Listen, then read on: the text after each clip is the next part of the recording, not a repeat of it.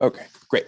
So, like I said, I'm Matt Poland, one of the co-organizers of this series, and it's really my great pleasure to introduce our speaker, Dr. Kendall Johnson, who is a professor of literature in the School of English at the University of Hong Kong, where he researches material print culture in a transnational and global historical frame.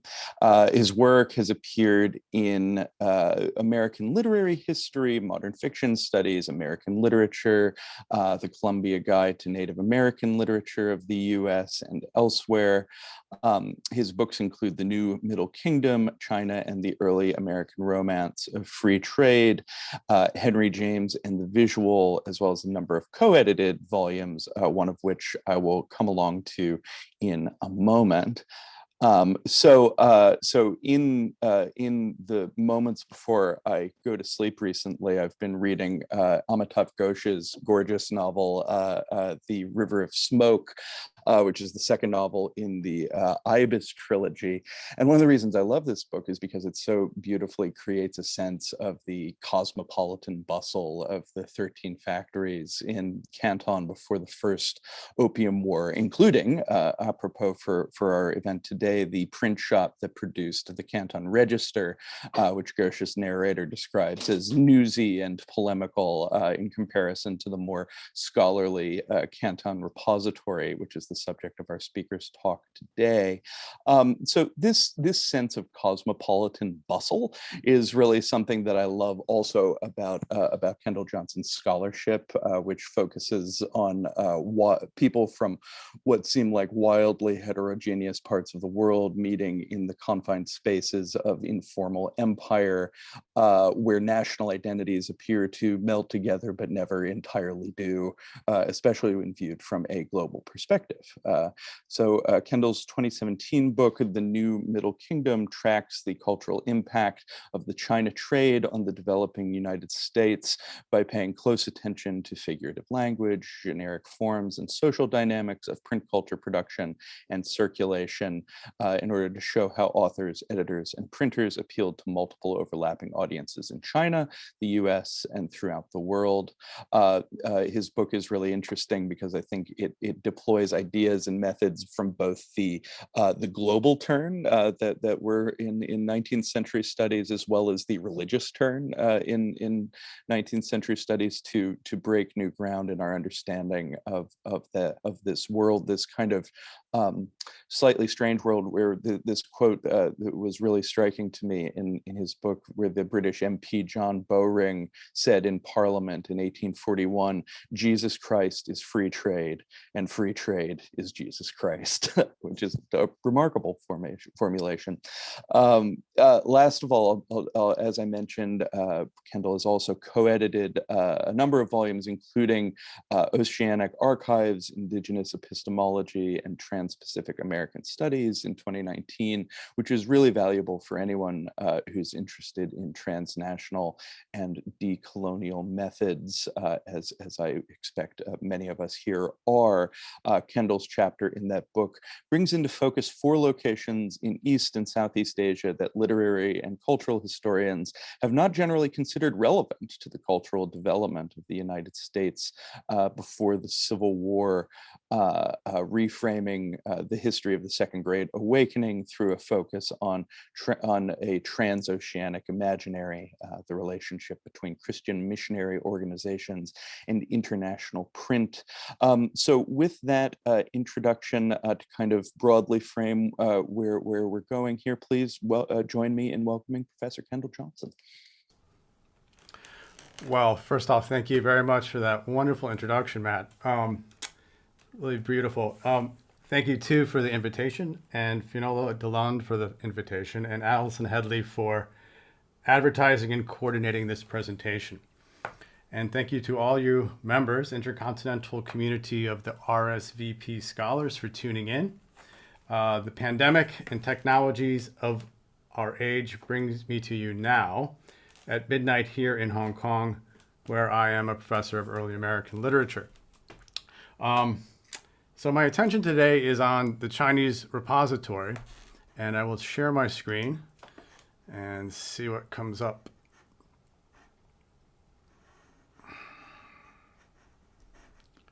Okay. Oops. All right. Here's my Prezi format. It takes a long time to do these. I'm still learning, so please don't throw tomatoes. And we'll see how this works. So my attention is on the inter-imperial print cultures of the China trade, and I generally look for intersections of faith, finance, and diplomacy. Today I will be presenting the Chinese repository through its presentation of the illustrious stone known as the Syrian monument or Nestorian Stele. My goal today is to explain why the editors wrote about the monument as American missionaries, and to show how the Chinese repository is a rich primary source for scholars of literature and history concerned with the inter-imperial dynamics of free trade imperialism.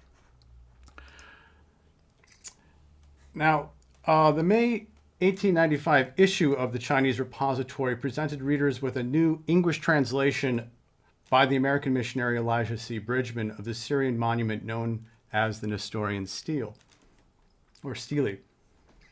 The actual object is a dark limestone tablet about 2.5 meters tall, 1.5 meters wide, and about 20 centimeters thick. Inscribed vertically on its face and left side are 1,800 Chinese characters that scholars have parsed into an overview of faith in 2 or 3 parts, signed by various priests. Most of the inscriptions are in Chinese, but there are sections in Syriac that become a focus of speculation regarding the origin of the monument in relation to Christian missions. At the head of the tablet is an arch with a plaque of 9 letters. The phrasing is Da Qing Qing Jiao Liu Xing Zhongguo Bei. Bridgman translate this, a tablet for the diffusion of the illustrious religion of the Ta Tsing in China. Above this is a cross, a central point of interpretive concern in regard to the monument's Christianity. You can't really see it very well here, but you have different versions of this. The cross will be here. You'll see this a little later. Here is the stele in the actual Bayland Museum. Okay. Now it sits on top of a turtle or dragon called a Bixi, a convention of the Ming and previous dynasties. Since 1907, it's been in Xi'an, the former capital of the Tang Dynasty.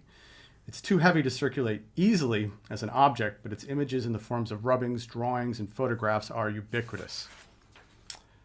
Now, in 1845, the Chinese repository featured Bridgman's new English translation.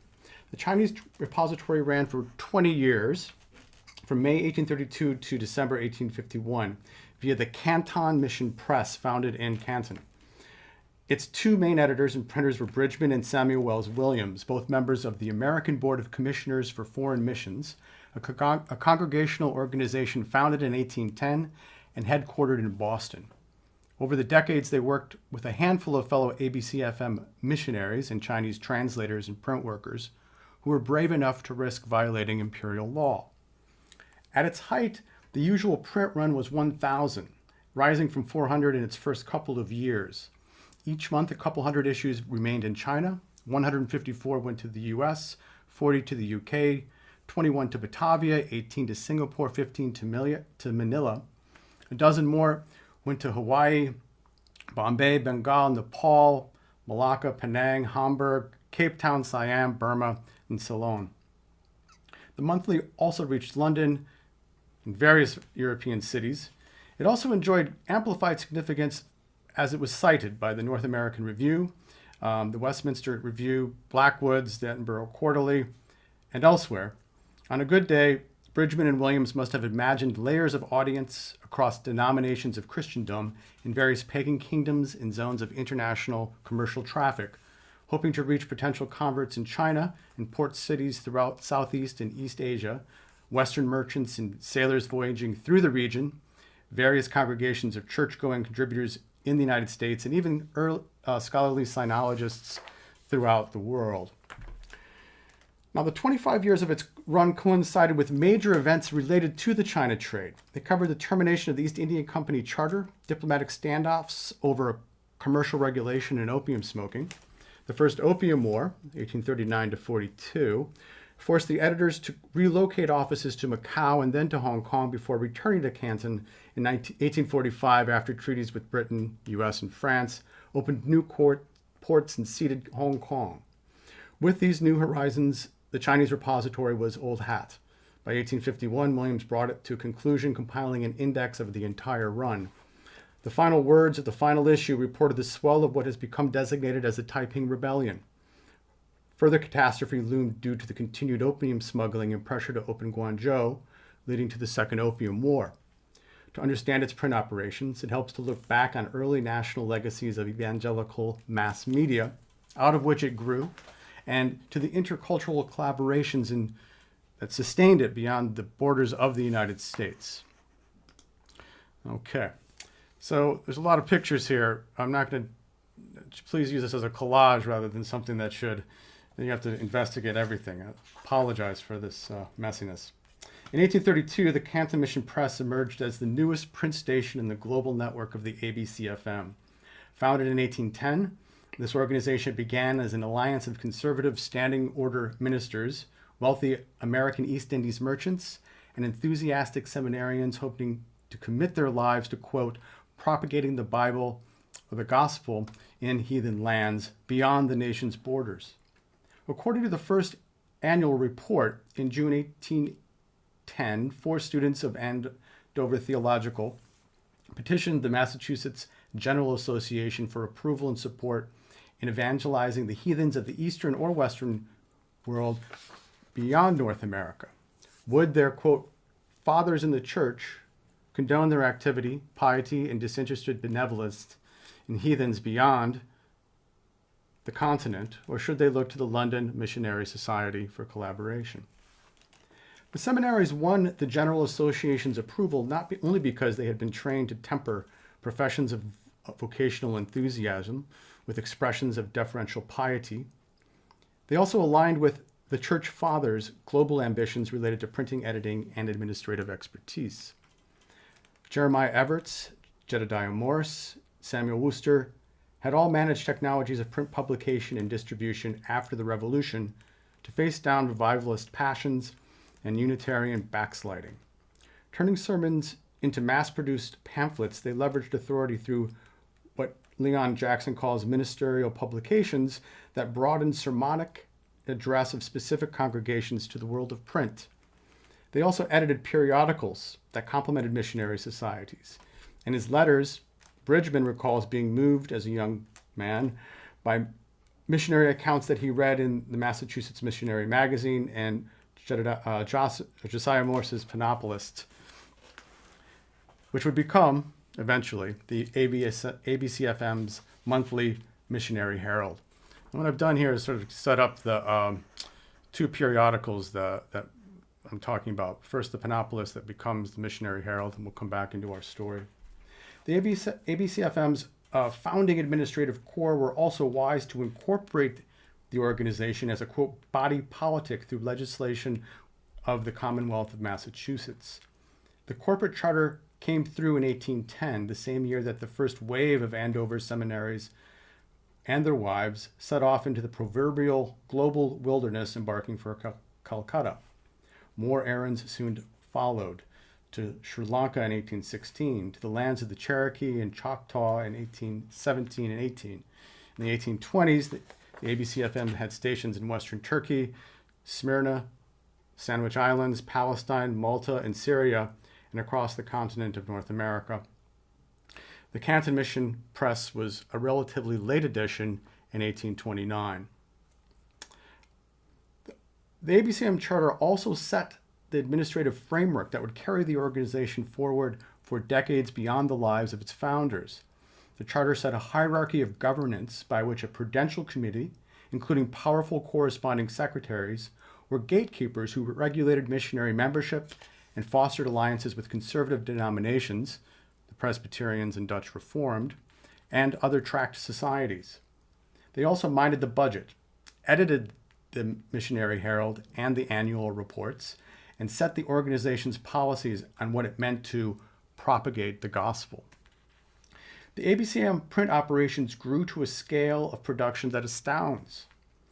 The 50-year memorial volume in 1861 estimated that until its destruction, the Canton mission press had printed more than 25 million pages in English, Chinese, and other languages. This was but a drop in the bucket of the comprehensive production of the ABCFM, tallied at 1.77 billion pages. Actually, they give a very precise number, attributed to 15 printing stations, 44 presses, across 42 languages of the world.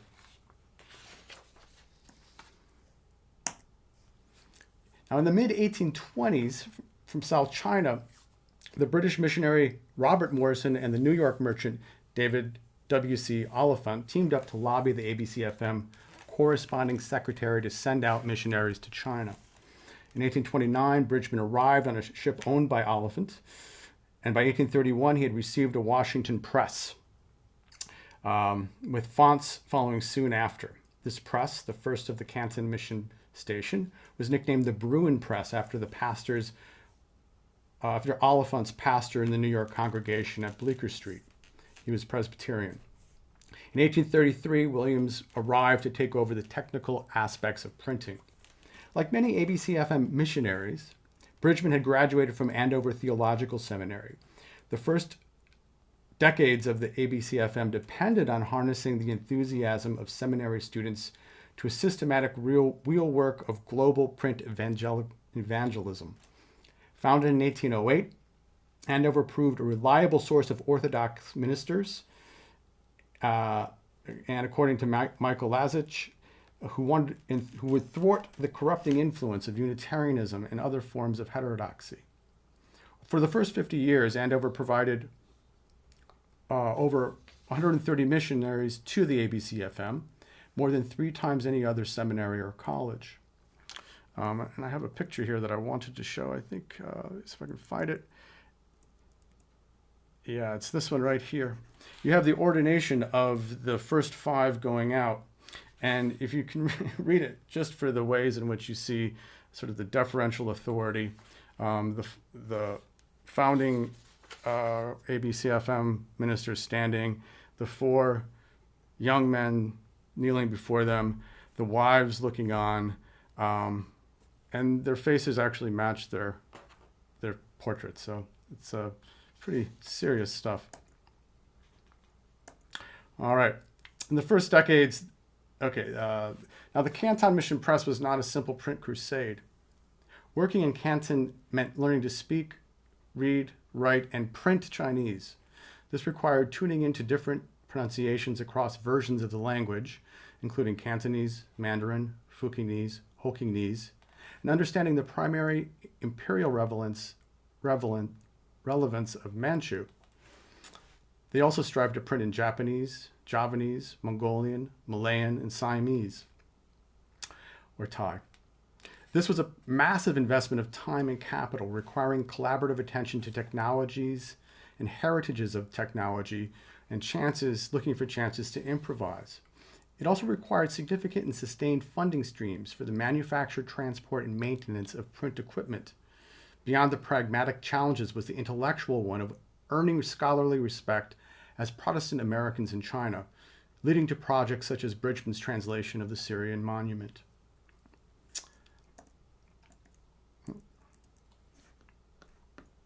Okay. Sorry for the technical difficulties here. All right, no problem.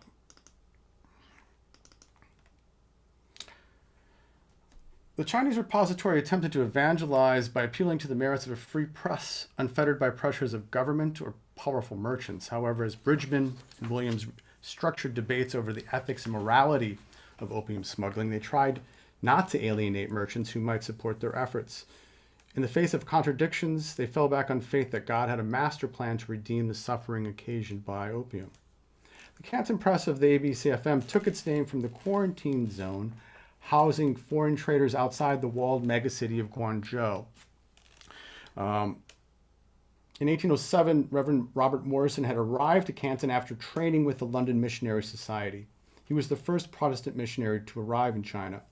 where the rules of 1807 were very different than those that the Catholic missionaries had encountered in the previous centuries.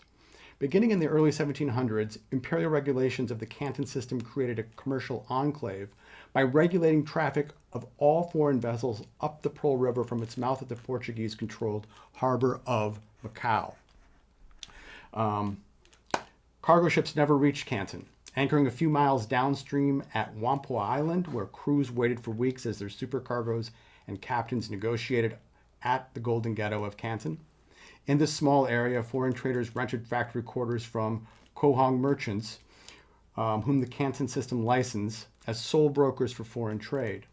By 1800, regulations forbid importation of opium, designated silver species as the only currency for settling trade accounts, and banned all Western women from transiting beyond Macau.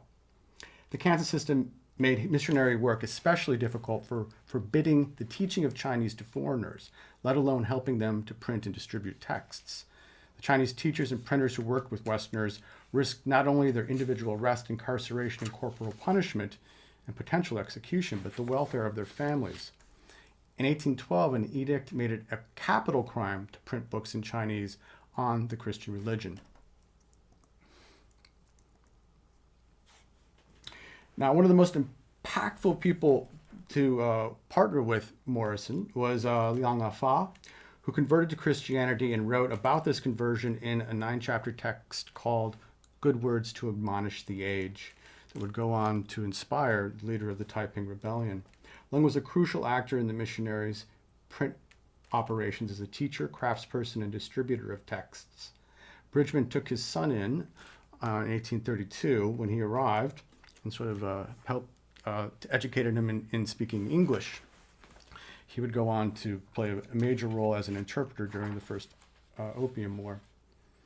Now, the Canton system had the effect of pushing missionaries out of China into a regional system on the periphery of the Qing control, where many Chinese people, called Nanyang, had already moved. Faced with punishment in Canton and Macau, Liang Fa, Morrison, and his compatriots William Milne, Walter Medhurst, Peter Thom, Samuel Dyer, and others established print stations throughout Southeast Asia. The resulting network connected Canton and Macau to Malacca, Penang, Batavia, Bangkok, and eventually Singapore, and to the initial LMS missionary print stations in India. Malacca was the center of this print operation for Morrison, who had been keen on translating the Bible ever since he left London. The primary means he employed was xylography, or wood block carving. By 1814, he had published the New Testament, translated from Greek, and printed 2,000 editions from Malacca. We have the Indo-Chinese College pictured here. By 1823, a year after Milne's death, Morrison was publishing the Holy Bible in full, and subsequent waves of Protestants, including Bridgman, would look and revise it for decades that followed. Okay. So here I want to point out just the wood block and what that looks like and why the AMCFM missionaries are so keen on metallic font. Bridgman and Williams landed in South China on the cusp of concurrent major events. In 1834, Morrison died, and the EIC lost its monopoly charter on the East Indies trade. More turmoil soon followed. Looking to augment the regional network developed by their British predecessors, with whom Morrison had collaborated, Williams and Bridgman embraced metallic fonts as a long-term investment of labor and capital. Seemingly cheaper methods of woodblock carving were produced relatively quickly and pleased the eye of Chinese readers, but metallic fonts advanced the missionaries' goal of large-scale publication through the ages.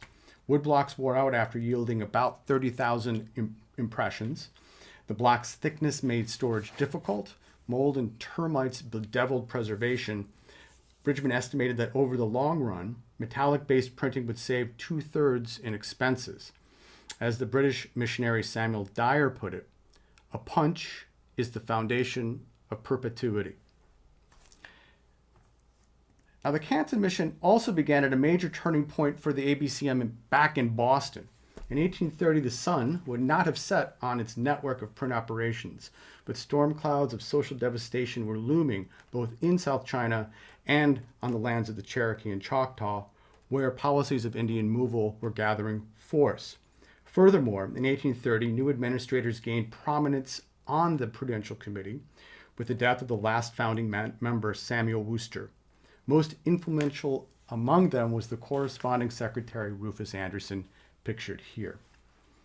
In June 1833, Andover graduate, by the way, seminary graduate. In June 1833, the board's Prudential Committee under Anderson sent Bridgman a request in letter by sea. He was to acquire and send back to Boston a set of Chinese blocks containing the text of some tract and a quantity of Chinese printing paper for, quote, an experiment. By 1834, the board had received the blocks for 20 pages of Christ's Sermon on the Mount. From these, the board cast 2 sets of stereotype plates that they deemed in a perfect condition for printing. Then they published a small edition of the tract at the board printing office. In July 1834, the Missionary Herald stitched a leaf of the tract between its pages, printed from the plates of these stereotypes made from the blocks.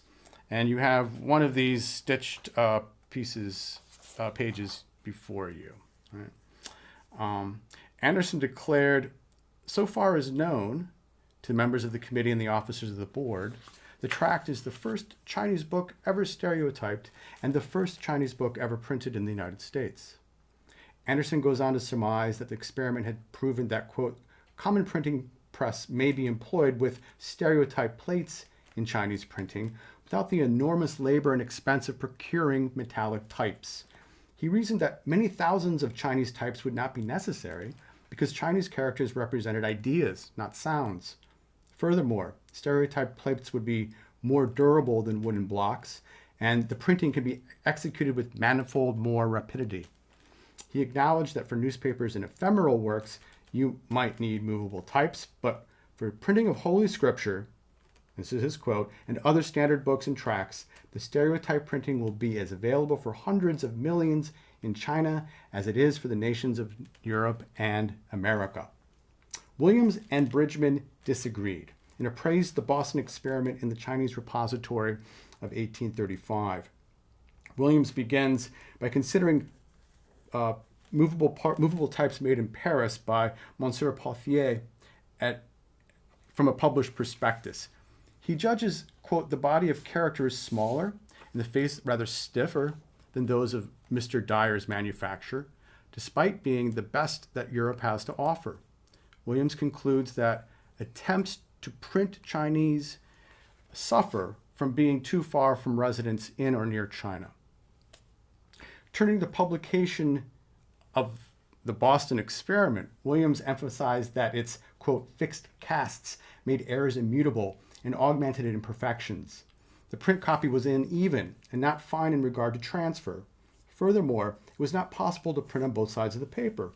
Finally, he countered Anderson by pointing out that the establishment of a stereotype foundry would be an immense expense. He concluded by endorsing Samuel Dyer's metal fonts. Quote, when a set of punches for movable type is once cut, the greater part of the difficulty is overcome, and the font of type may be used from one set of punches sufficient to supply any demand. We would therefore encourage, by means in our power, such undertaking of Mr. Dyer at Penang. He concludes that based on Dyer's work, stereotype plates can be cast from metallic types and will be equal to those now seen in Western countries. But the key thing is you must cast those stereotypes from these metallic fonts. By 1837, the ABCM office in Boston was facing fiscal pressure from the financial panic brought on by land speculation.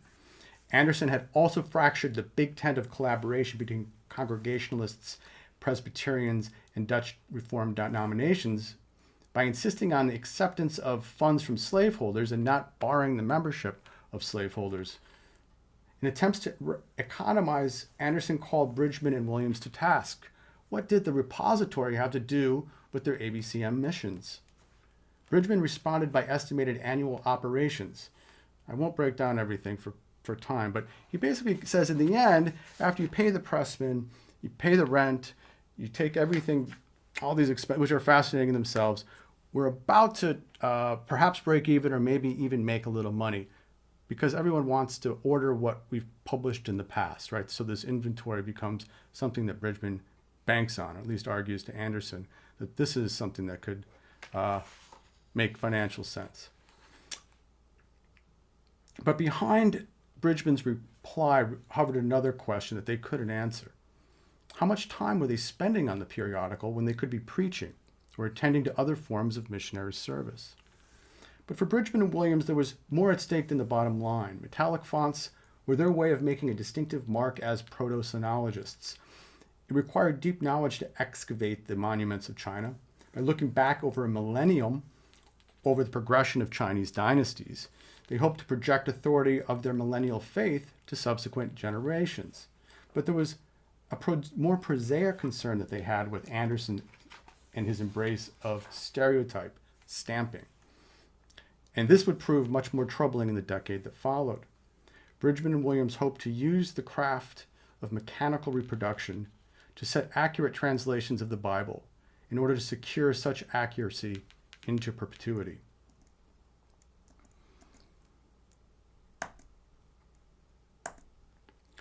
Now, the Nestorian Stele is a fascinating monument that has been interpreted many different ways by waves of religious scholars across long arrays of print scholarship. There's not even room to summarize Bridgman's summary of the sources that he pulls together in presenting his new English translation. The Stele has served as a proverbial passport or master key of Christian presence and influence in China. The complexity comes in figuring through all the different forms of Christianity and all the syncretic combinations of Christianity, Islam, Buddhism, and Taoism at play. From the face of the stone, it is clear that the engraving occurred during the Tang Dynasty in the year 781.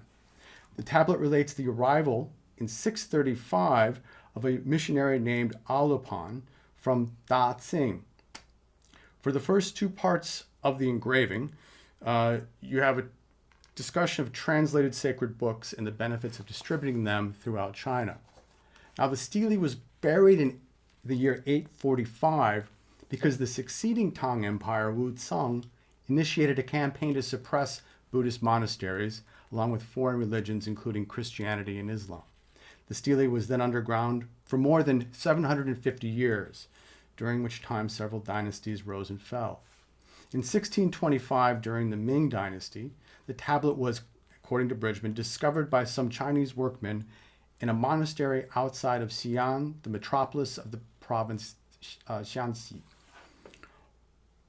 Although, quote, covered in rubbish, the monument provoked a report to the magistrate, and they visited it and erected a pagoda around it. Bridgman notes that the Jesuit Alvaro Semedo visited it and then took rubbings and then sent it back to Rome. Now, the Syrian monument rose into print celebrity through the German Jesuit Athanasius Kircher's China Illustrata, published in Amsterdam in 1667. Okay, I won't go into what Kircher makes of it, but he's not really interested in the Nestorians. He's very interested in St. Thomas the Apostle and Coptic Egyptian language, but he publishes this in Latin. And this is one of the translations that Bridgman will use. You'll see here how Kircher renders it. And there's the cross, etc. Now, Bridgman is also going to use this edition of the French translation by the Jesuit priest Dalki. Apologies for not having the diacritical marks. I can't do it yet, Prezi. All right, now here is what we come up with when Bridgman puts it all together. We've got these four columns, right? English, Chinese, and then you move into the Latin and the French.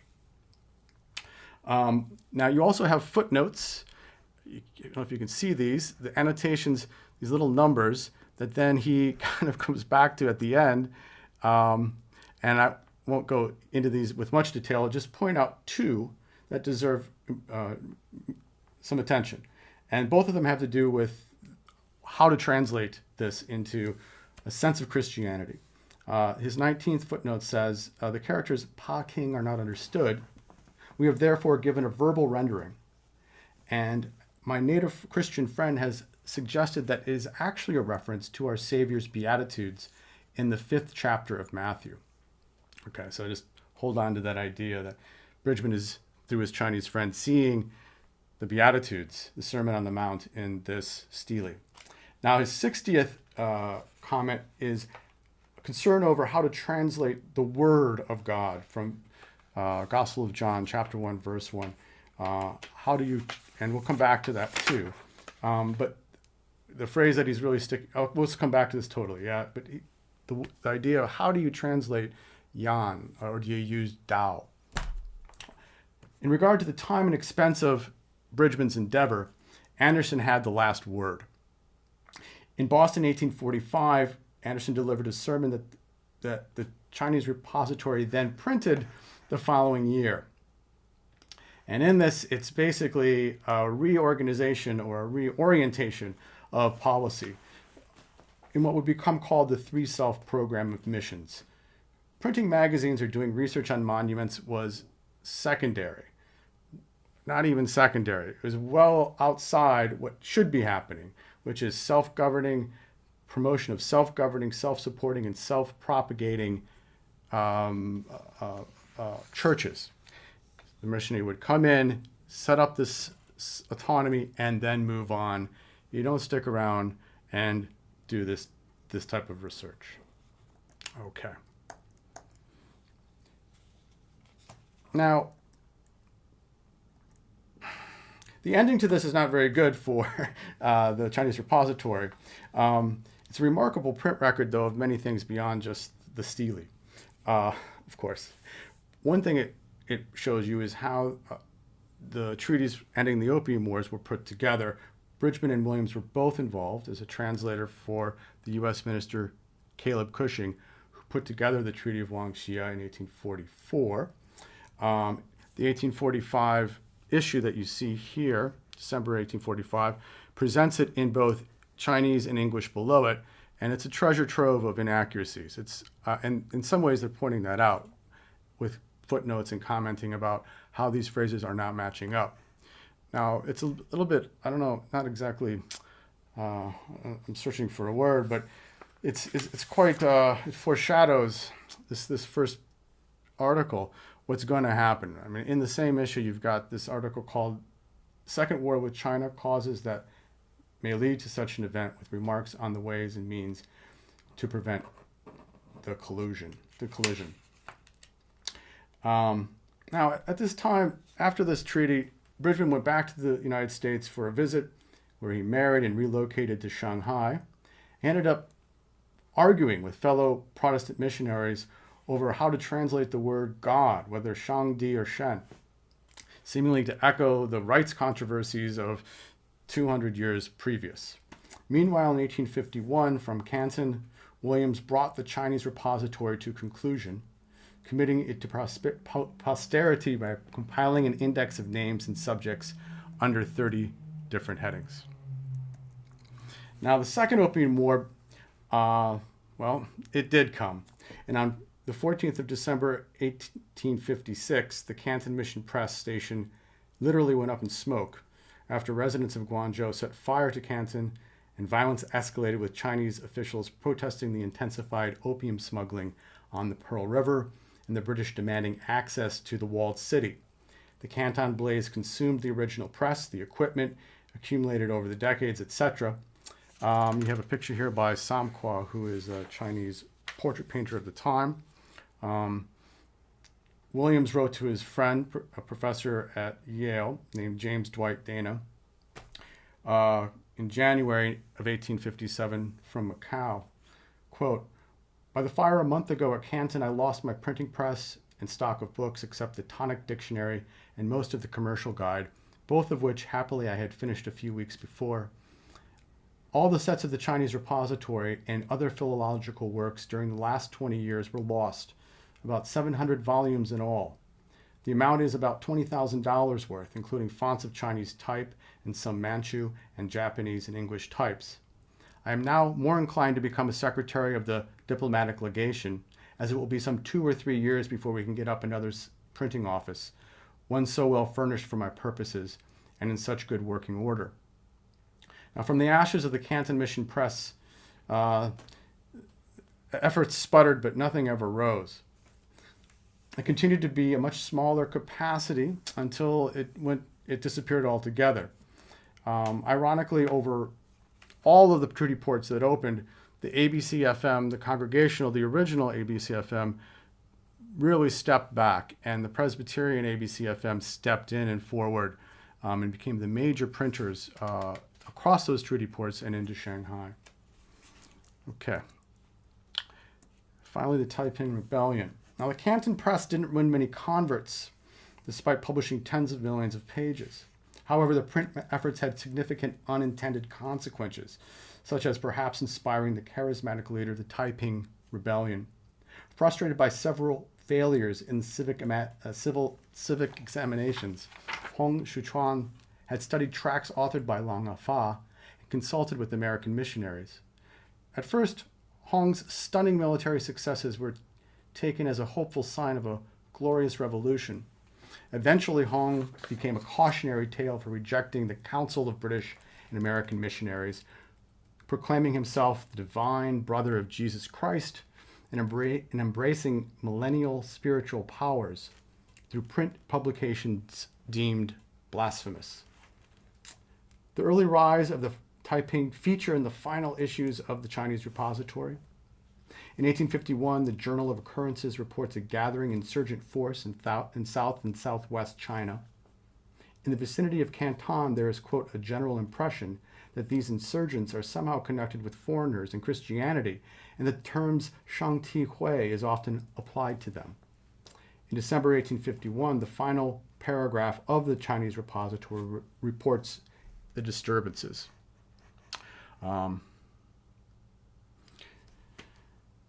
Says, the real force and position of the insurgents are difficult to ascertain, for the authorities in Canton have taken particular pains to prevent the publication of all news related to its outbreak. It is estimated that upwards of 30,000 imperialists have been sent to the provinces to suppress the uprising. By March 1853, the Taiping had taken over Nanjing and made it their capital. Estimates of those killed from 1850 to 1864 range from 20 million to 60 million people. In the course of the Civil War, Hong appointed leading chiefs to lead several corps troops from the southeast, west, and north. In 1860, these chiefs included Hong's distant cousin, Hong Rengan, who had worked with missionaries in Hong Kong.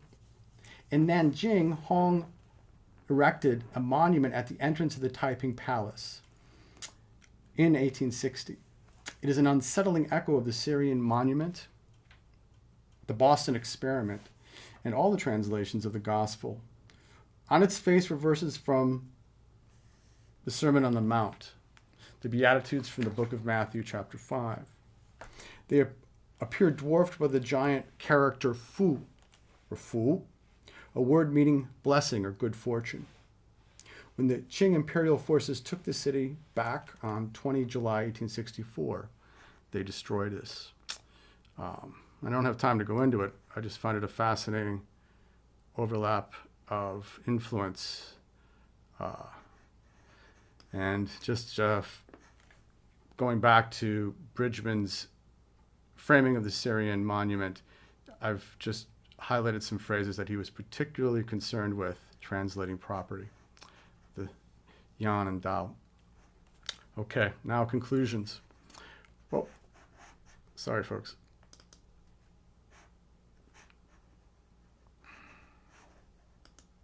Well, for conclusions, I don't have anything really beyond just to sum up that the repository is an incredible source for scholars of literature, history, and culture. the inter-imperial and transnational dynamics are apparent across the 30 different headings of its articles. I like it for the way in which you see editorial agency expressed in these modes of emergency. I like it for the way it's kind of thinking carefully about technologies of printing across different time zones, if you were. It's definitely a vehicle of free trade imperialism. I could talk more about that if people are interested. But in the way it's making sense or trying or struggling to make sense of it, you see, I think, some real insight into the way in which this imperialism was working. It wasn't monolithic, and I think that's why it was so successful in some sort of ways, at least in regards to the Opium Wars. Of course, if you want to read this in relation to literature, there's Amitav Ghosh. There's also Timothy Moe's Insular Possession, a historical novel from 1986, which is fascinating for this. And I don't need to tell you how much opium appears in many of the more canonical literary texts that that we read and teach, etc., etc. So I know that's sort of a whimper instead of a bang of a conclusion, but that's my presentation, and thank you very much.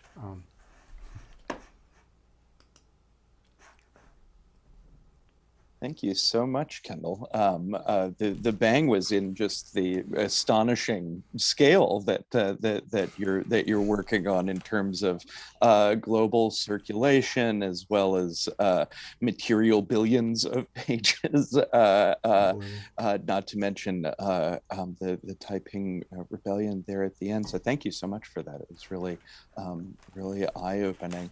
So I am going to stop the recording now. And for the Q&A,